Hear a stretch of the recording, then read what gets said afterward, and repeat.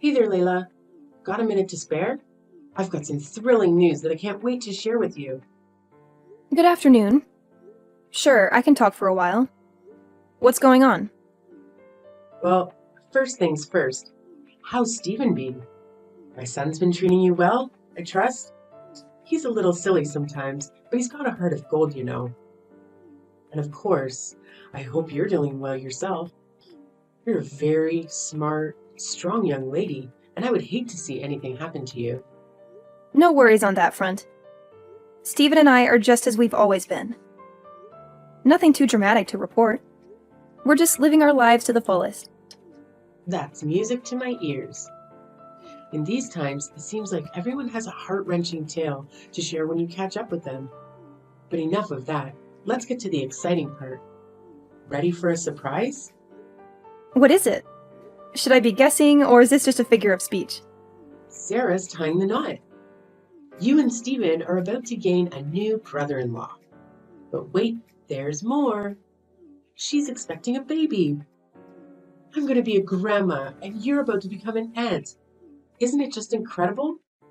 Sometimes I have to pinch myself just to make sure it's not all a dream. Wow, that is quite the news! I hope the wedding isn't too rushed for her sake. An unexpected baby is quite the life changer. Hopefully they can get married soon enough so they don't have to worry about any societal stigma. Yes, it's somewhat of a whirlwind wedding, as we used to say in my day. But what truly matters is this joyous new chapter unfolding for our family. Whirlwind wedding? Is that something I should be worried about? It sounds rather ominous. Oh no, it's just an old saying. It slipped my mind that you grew up overseas. Let me explain. Back in the day, if a man got a young woman pregnant, her father would show up with a shotgun and ensure they got married right away. Oh, wow.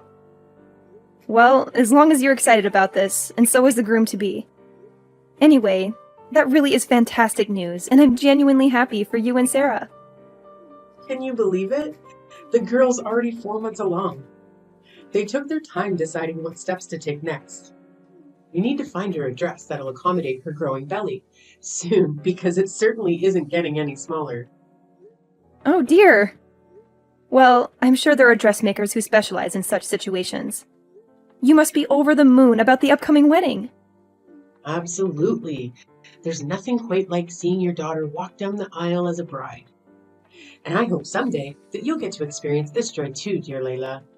Speaking of weddings, we expect you and Stephen at the ceremony.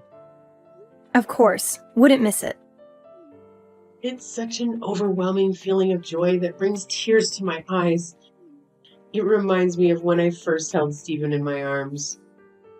I can only imagine how that feels. Could you do me a favor and pass on this news to Stephen? Once we sort out all the details, I will forward them to you. You know how he struggles with texting, and I don't want to disturb him at work or during his time with you. He'll be thrilled to hear he's going to be an uncle. Good morning, Layla. How are you today? I'm still over the moon about the news. But let me get to the point. What did you tell Stephen about the wedding? He called me last night, and I was expecting him to be ecstatic, just like us. He was furious. I've never heard him talk to me like that. He wasn't just angry. He was confused and outraged even. He asked if we were joking with him. What's going on? Good morning, Tiffany. That's very odd. I didn't notice anything wrong with him. Actually, now that I think about it, I heard some yelling last night when I was in the bath, but I thought it was just the TV. Or maybe Stephen getting excited over a game, as he usually does. But that must have been when he called you. He didn't say anything to me about it. This is news to me. That doesn't make sense. I'm his mother, and I know when something's bothering him. All I did was share the news about the wedding with you. So something must have gone wrong somewhere. Are you sure you didn't say anything weird to him? Even by mistake? Well, I told him about the wedding and how happy you were to become a grandma, and that we were invited to join with them. That's all. And why would he snap at me like that? Just a guess. But maybe this is still a touchy subject for Steven. Touchy subject? What do you mean? All I did was tell him that Sarah's pregnant. He should be happy for her. What's so upsetting about that? Tiffany, I was hoping we could avoid this conversation, but it seems inevitable now. You haven't forgotten about the accident 2 years ago, have you? The one where we lost our baby? How could I ever forget such a horrible thing? But it's in the past now, and you both need to move on from it, especially if that's what caused Steven's reaction. You make it sound so easy when it was a very traumatic experience for both of us. Traumatic? Isn't that a bit strong? Not when I have to relive that nightmare almost every day. Remember, I was as far along in my pregnancy as Sarah is now when you hit me with your car.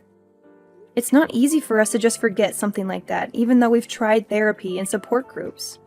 While I've always been better at hiding my feelings than Steven, I don't blame him for having a hard time with this news. And for the last time, it was an accident. The car's brakes failed. It wasn't my fault. Look, whether or not it was your fault isn't the point here. It's not like you meant to hurt me or our baby. What do you want from me? It wasn't easy for me either. The guilt nearly killed me. Tiffany, I don't care what you do with your life. You can drive a cab or race a car for all I care. You have no idea what it feels like to lose a baby inside you. It wasn't like I had an abortion or something. The baby was alive and kicking. Oh, please.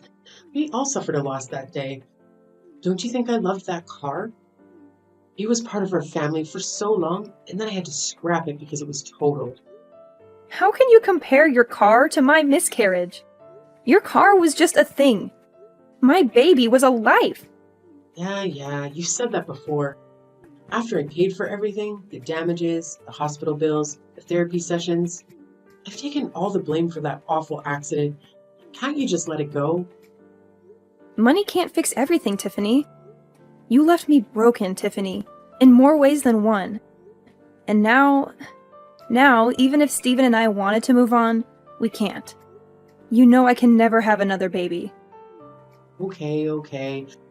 I get what you might be upset about Sarah's wedding, but I really thought it would make you happy. Can't you be happy for her? Can't you look on the bright side? And Steven, he never had a baby inside him, and he didn't lose his ability to have kids. If he's so unhappy, why doesn't he just find someone else who can give him a child? He's a man after all. That's the most insensitive thing you've ever said to me. And that's saying something. This is why he yelled at you on the phone. All right, enough of this depressing talk. I'll send you the wedding details soon. And you better be there, both of you. You need some fun and joy in your life after all this misery. Trust me.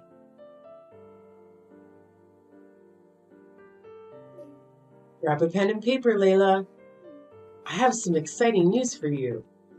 Sarah and Joshua have finally set a date for their wedding. Hello, Tiffany. I hope you're doing well. Did you find a nice venue for the ceremony? Yes, thanks to you, my dear. Remember the hotel downtown where you had your reception? The one with all the Art Deco paintings and sculptures from the 1920s? Well, they had an opening, and it's very affordable. And I know a lot of people there from when we planned your wedding, so it's perfect. Oh, I see. That will bring back some memories for Steven and me. Isn't it wonderful? Anyway, this is going to be a small wedding, so we're sending out fewer invitations. Which is fine by me. Wedding invitations can be so expensive. And it's still so much fun to plan a wedding, even a small one. It's one of the best parts of being a mother, don't you think? I suppose it is. So, when is the wedding? It's going to be the first Sunday of next month. Mark your calendar and don't forget. What's wrong? You don't have any work that day, do you? You know we talked about this a few weeks ago, but it seems like you're being very insensitive right now. What? What are you talking about? Oh, come on, not this again. How does this have anything to do with that accident that I've apologized for 1,000,000 times? You're being ridiculous, dear. Just tell me what it is. You think I'm being ridiculous? Really? You're the one who keeps making it harder for us to move on. That day you picked because it was cheap and convenient. That's the day my world fell apart 2 years ago when you hit me with your car. Oh, is that all? It's just a date, dear. Don't you think it's time to make some new memories on this day? It's not that simple, Tiffany. You can't just erase what happened. The fact that you can't even remember, it's unbelievable. Oh, please. You're impossible to please, aren't you? Maybe if you could talk about something else besides your miscarriage, you might be able to move on. Didn't they teach you that in therapy or support groups? Or did you skip that session because you were too sad after looking at your calendar? You have your whole future ahead of you, Layla. You're only hurting yourself by living in the past like this. Better be careful where I seat you at the wedding, or else your gloomy mood might ruin everyone's happiness. Living in the past? If our baby had survived, they would still be a toddler today. How can you expect me to forget that? I'm starting to wonder if that accident damaged your brain too. I had a great aunt who had a lobotomy, and she was just as stuck in the past as you are now. Move on for your own sake. Every word you say hurts me more than the last. Great, now I'm responsible for your misery too? That's really unfair of you. You're the one who's at fault here. Moving on means finding peace. And that's why I've tried not to fight with you.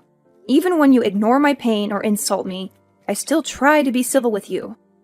The last thing Steven or I need is more conflict over something that was an accident. So there you have it. I'm full of grief and anger, but I choose to treat you kindly, even if I don't feel any warmth towards you. Well, aren't you a saint or something? Probably wanted me to praise you, but all I feel is a headache coming on. Anyway, let's drop this depressing talk or your sadness will rub off on me. I want both of you at the wedding, no matter how you feel about the date. And do me a favor, don't wear a black dress. It's a wedding, not a funeral. Howdy, Layla. I'm not catching you at a bad time, am I?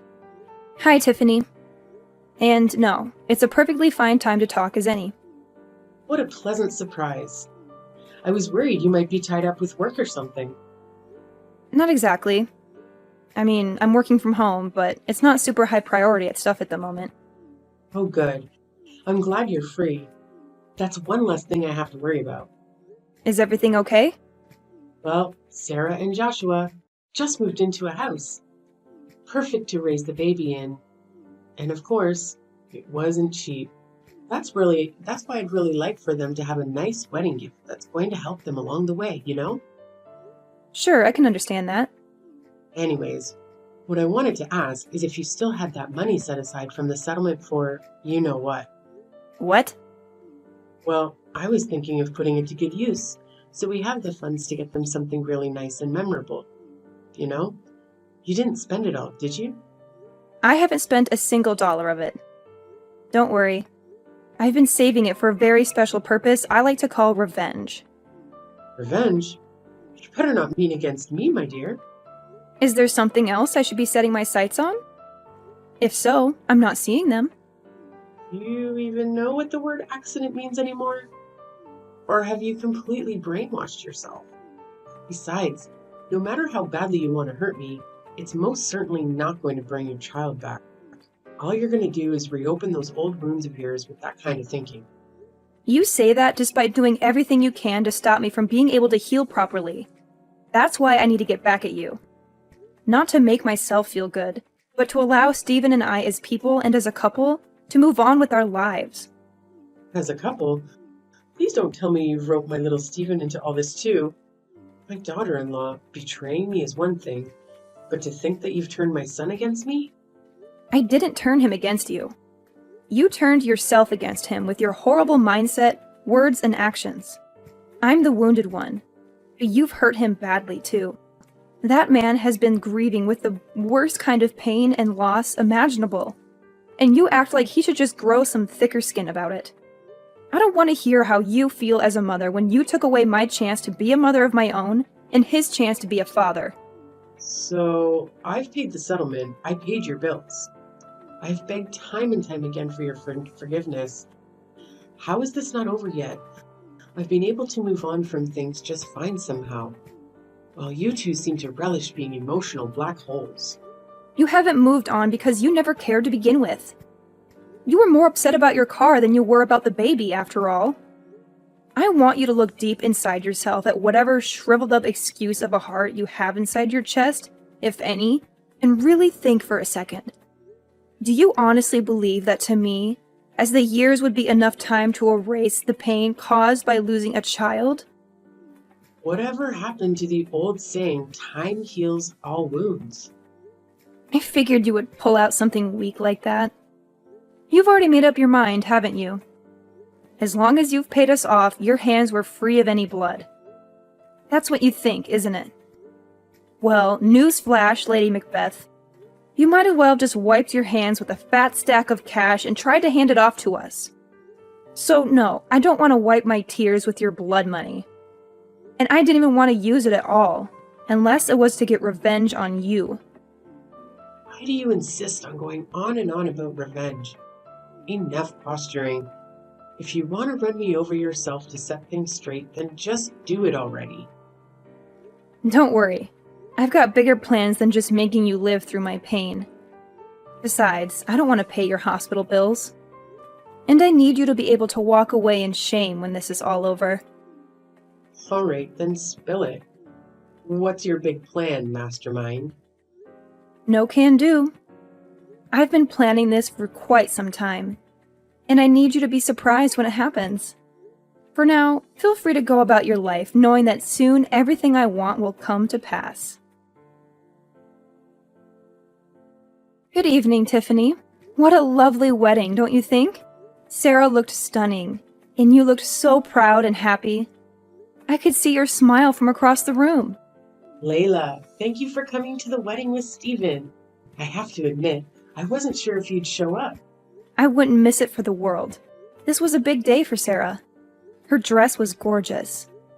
You couldn't even tell she was pregnant, especially with that beautiful veil.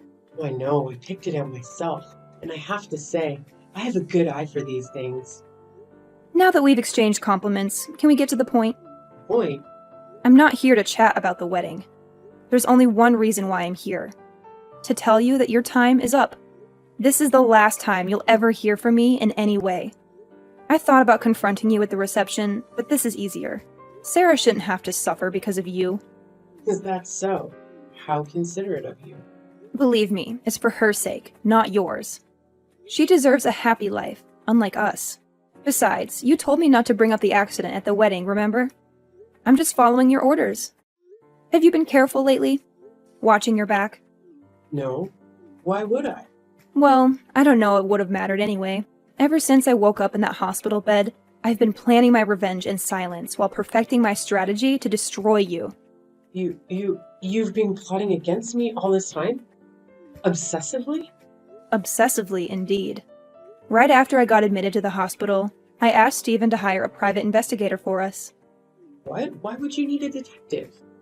Wait and see. The important thing is that with the money you gave us, we were able to hire the best one in the business. He worked non-stop until a few days ago, and his 2 years of hard work paid off. Right now, I'm holding a report with his findings. Well then, what dirt did he dig up on me? Just a detailed analysis of your daily activities over the past 2 years, Tiffany. Nothing too surprising for you. My daily activities? What? You used my money to hire someone to spy on me? To stalk me? Indeed. It's amazing how many weaknesses can be found in someone's ordinary daily routines. How well do you know your own habits over these past few years anyway? Reading through this was quite shocking for me. But for you, it must be normal by now. This is some kind of prank, right? You don't really hire a detective. You're just trying to scare me into admitting something. Well, it's not working, Layla. Nice try. Sorry to burst your bubble, but this is no prank. As much as I would love to trick you into giving me what I want, my approach had to be thorough and foolproof. Yeah, right. By the way, your husband quit his job last year, didn't he? We haven't talked much about your life lately, but that detail caught my eye in the report. Well, you could have easily found that out from Stephen or Sarah. But yes, as a matter of fact, he did. He's got a new job at the History Museum across town that's treating him much better now. I'll have you know, most people can't find better work at his age. I thought as much. I know you're not lying about that. Mostly because that time frame lines up with a noticeable disturbance in your life's activities. Disturbance? You're the one acting disturbing. That's what I think. About that disturbance. I guess the best way to put it is that you're living more than just one life for yourself, aren't you, Tiffany? I have no idea what you're talking about. This means nothing at all to me. Not a single word you've said. Really? Let me give you a refresher then. Does this scenario I'm about to describe sound familiar to you at all? It's the weekend, and you tell your husband that you're going out with some girlfriends of yours. My guy knows better than that, though, and he is able to tell me what you're really up to. Picking up younger guys at bars downtown and taking them back to a cheap hotel room you've booked for the weekend. I almost lost track of the amount of times my gumshoe reported that same story back to me. Seeing it all compiled now, it really makes me think. Just what kind of woman are you, Tiffany? I have no idea what you're talking about. You don't know half of what you're saying, either. So you do your best to shut it if you know what's good for you. You're just saying a whole lot of nonsense you have no way of proving. Oh, you can rest easy on that front. The detective supplemented all of these with write-ups of your dirty deeds with equally dirty photos. Photos? You know, I always thought a woman of your age would know better than to do something this rash and thoughtless. Or that you'd at least be smart enough to cover your tracks. These photos are unmistakably you, though, and you've got nowhere to hide now. I haven't done anything wrong. Sure, you have photos of me with some guy, but you have no idea what my intentions were. Oh, I don't think it takes much for me or anyone else to piece that together. I definitely don't need to hire a detective to have a theory or two.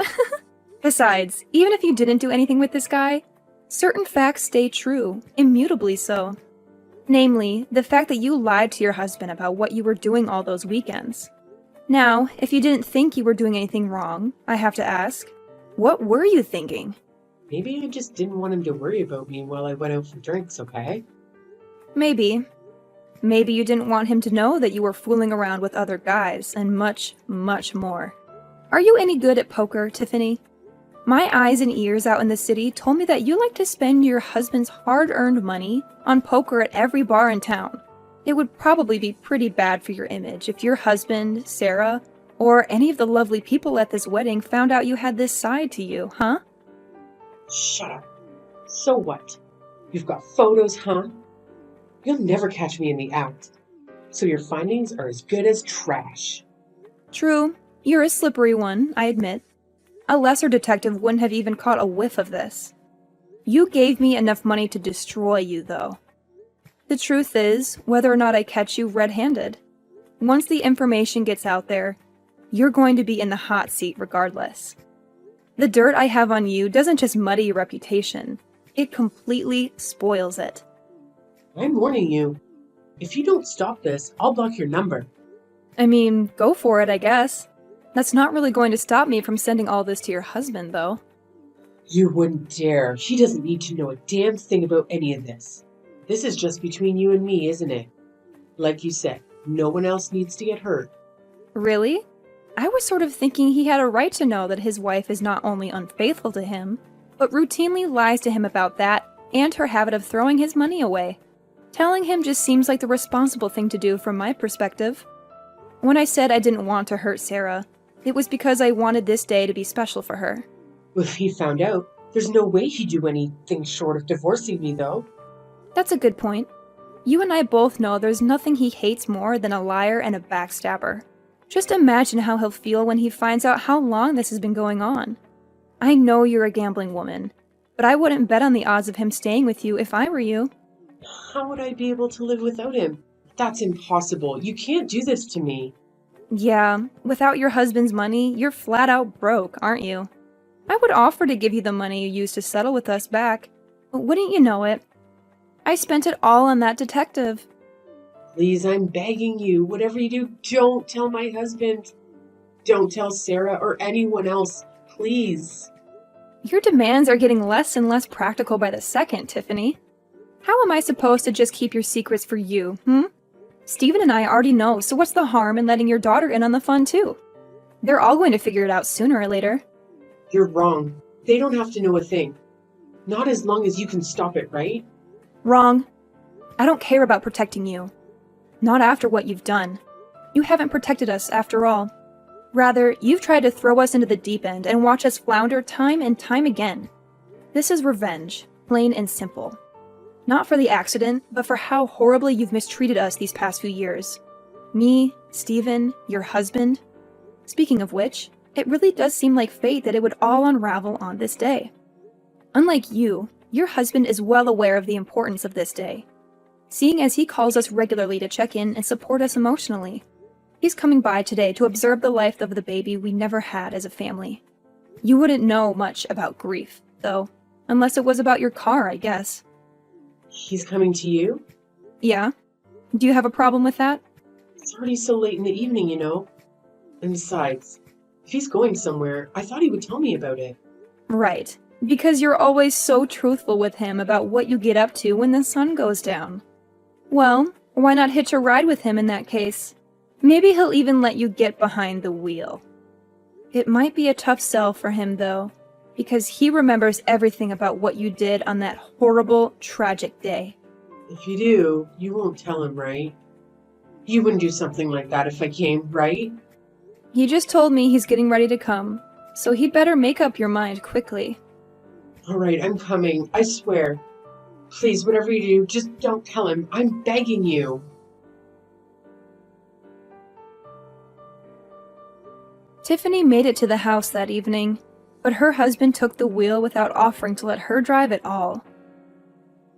In fact, when Stephen's father arrived at the house, he did as he always did on this day and prayed silently with us. Not that she knew anything about it, but the grief had struck her husband just as intensely as it had us. He came to us right after the accident, and he's been coming over ever since, partly to help us, but also to settle his own sorrow. I think my father-in-law knew of his wife's heartlessness when it came to the tragedy, and so he held on to twice as much pain and guilt in return for being as excited as we were to being parents. He was thrilled to become a grandfather, and he'd put so much thought into how best to support us in raising the child. And so, my aspiration of revenge, though rooted in my desire to see Tiffany crumble, came to fruition in getting justice from my father-in-law. He deserved better than Tiffany's lies. When he learned the truth, he said nothing. He drove home with her in silence and divorced her the next day. He's a man of few but powerful words. I can't imagine his anger and disgust.